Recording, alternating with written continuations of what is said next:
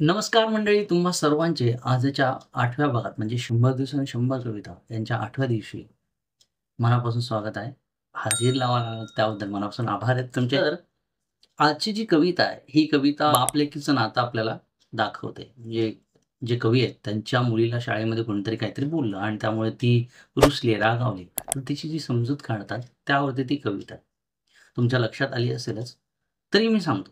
ही कविता आपली 8वीच्या पुस्तकातली 7वी कविता आहे. कवितेचे कवी आहेत, कवी बी. आता त्यांचं पूर्ण नाव काय? त्यांनी किती काव्यसंग्रह लिहिलेत, किती किती किंवा ही कविता कोणत्या काव्यसंग्रहातून घेतली. तर कवी बी यांचं पूर्ण नाव नारायण मुरलीधर गुप्ते आहे. ठीक आहे. त्यांनी फुलांची उंजल हे कविता संग्रह त्यांचं एक रिलीज झालं. ते रिलीज झालं 1934 साली. ठीक आहे. आणि त्यानंतर आठवणीतल्या कविता भाग 1 हा एक होता. तर या पुस्तकातूनच ही कविता घेतलेली आहे. आणि जसं सांगितलं, की बाप-लेकीच्या नात्याचा गोड शब्दामध्ये त्यांनी जो अ, रचना केलेली आहे त्यांनी जी, ती आपल्याला या कवितेमध्ये बघायला मिळते. तर कवी बी यांचा जन्म 1 जून 1872 ला झालेला. पण त्यांचे समकालीन कवी कवी केशवसुत देखील होते आणि त्यांचं चांगलं जमायचं त्यांच्यासोबत. पण 1911 ते 1923 दरम्यान गोविंदाग्रज तुम्हाला माहिती असेल ते आणि सोबतच आपले बालकवी यांचा जो कवितेचा जो काळ होता, तो सुवर्णकाळ त्यांच्यासाठी होता. आणि त्यामध्ये जरासे आपले कवी बी आहेत, हे डावळले गेले असं म्हणता येईल. म्हणजे त्यांची जरा झळाळी कमी झाली. त्यातही कवी बी यांच्या कविता खूप गाजल्यात.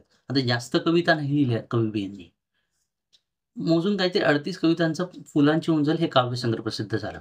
आणि तेही त्यामध्ये देखील आचार्य अत्रे यांनी प्रस्तावना लिहिलेली आहे. आणि या पुस्तकाच्या, या काव्यसंग्रहाच्या नंतर आवृत्त्या प्रसिद्ध केल्या गेल्या. कवी बी यांच्या काही प्रसिद्ध कविता आहेत, त्या मी तुम्हाला सांगतो. अ, माझी कन्या, जी आज आपण बघणार आहोत, ती पाठ्यपुस्तकांच्यातली ती एक कविता आहे. त्यानंतर त्यांचं गाणं, जे लता मंगेशकर यांनी स्वरबद्ध केलं, ते गाणं चाफा, प्रणयपत्रिका ही एक अशी कविता आहे, प्रियकराने आपली हालचाल हे आपल्या प्रेयसीला सांगितले नाहीत. आता त्यावेळेस कसा मोबाईल नव्हता किंवा फोन नव्हता.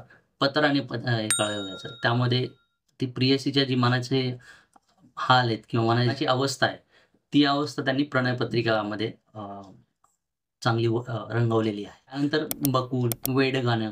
आता ॲक्चुअली प्रणयपत्रिका ही कविता खूप त्यांनी आधी लिहिलेली. म्हणजे वयाच्या 19व्या वर्षी त्यांनी लिहिली. वेड गाणे ही कविता जेव्हा त्यांनी लिहिली, त्यामध्ये त्यांनी कवी बी हे नाव वापरलं आणि तिथून त्यांचं ते कवी बी म्हणून फेमस झालं. आणि अशा या खूप कमी कविता, पण मस्त कविता, छान कविता अशा लिहिलेल्या आहेत. या कवींचं निधन 30 ऑगस्टला म्हणजे आपलं भारत स्वतंत्र होऊन 15 दिवसांनी 30 ऑगस्ट 1947 ला निधन झालेलं आहे. तर तुम्हाला अजून एक गोष्ट अशी सांगावीशी वाटते, की कवी बी यांच्या कवितेचं मेन मुद्दा हा असायचा त्यांना यमक जुळलेला असायला लागायचे. आता जर आपण कविता वाचल्यानंतर तुम्हाला कळेलच, की नक्की कसे यमक जुळवले जायचे. आता यमक म्हणजे काय? तर यमक जुळवणं म्हणजे काय? तर येथे, तेथे, ऐसे, तैसे हे जे आपण शब्द जुळवतो त्याला यमक म्हणतात. ठीक आहे. तर चला मग कविता बघूयात काय कविता आहे. कविता आहे माझी कन्या 8वीच्या पुस्तकातली 7वी कविता. ठीक आहे. पुन्हा एकदा सांगतो. कवितेचे बोल काहीसे असेल. गायी पाण्यावर काय म्हणून आल्या, का गं गंगा यमुना ही या मिळाल्या. उभय पितरांच्या चित्त चोरटीला, कोण माझ्या बोलले गोरटीला. शुभ नक्षत्रे चंद्र चांदण्यांची, धूळ रचलेली चिमुकली मण्यांची. गडे भुईवर पडे गडबडून, का गं आला उत्पात हा घडून. तुला लंकेच्या पार्वती समान, पाहुनी या होनी स्वाभिमान. काय त्यातली बोलली एक कोण, आली ही पहा भिकारीण. संपर्के कमळ का भिकारी, धुल संसर्गे रत्न का भिकारी.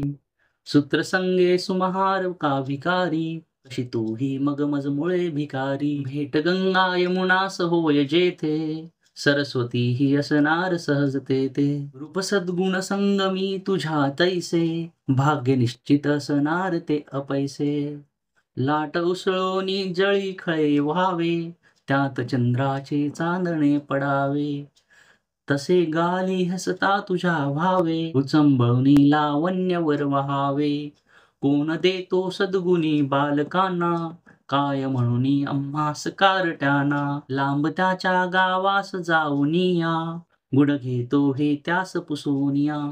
आजच्या कवितेमध्ये तुम्हाला कळालं, की कवीने किती छान प्रकारे त्यांचं स्वतःचं आणि मुलीचं हे नातं किंवा त्यांच्या मुलीला त्यांनी कसे समजावले, हे तुम्हाला दिसून येतं. आणि आजचा जो प्रश्न आहे, मी तुम्हाला प्रश्न सांगणार आहे, विचारणार आहे, त्याचं उत्तर तुम्ही मला द्यायचं आहे, ठीक आहे. आई-वडिलांच्या समोर कोणता प्रश्न उभा राहिला आहे, ठीक आहे? आणि आजची कविता तुम्हाला कशी वाटली, हे तुम्ही मला कळवा. आणि फॉलो, सबस्क्राईब, कमेंट करायला विसरू नका. लाईक करायला देखील विसरू नका. कारण की मला असं वाटतं तुमच्यासाठी एवढ्या सगळ्या गोष्टी घेऊन येताना अ, तुमच्या देखील आठवणी एकदम ताज्या-तवान्या झाल्या असतील आणि एक आठवणींची कुठलीतरी सय झाली असेल तुमची. तुमच्या आठवणी कळवा. ठीक आहे? त्या शेअर करायला मला आवडतील. अशा बाप-लेकाच्या किंवा बाप-लेकीच्या त्या अशा सुंदर कविता ज्या आहेत, त्यासोबत तुम्हालाही कळालं असेल की एक नातं सुंदर असतं, गोड असतं आणि अशा ज्या सुंदर, गोड नात्यांच्या सोबत आपलं आयुष्य देखील सुंदर आहे आणि आपण सुंदर बनवण्याचा प्रयत्न करतोय. तर भेटूयात उद्याच्या भागामध्ये. आजच्यासाठी रजा असावी. बाय.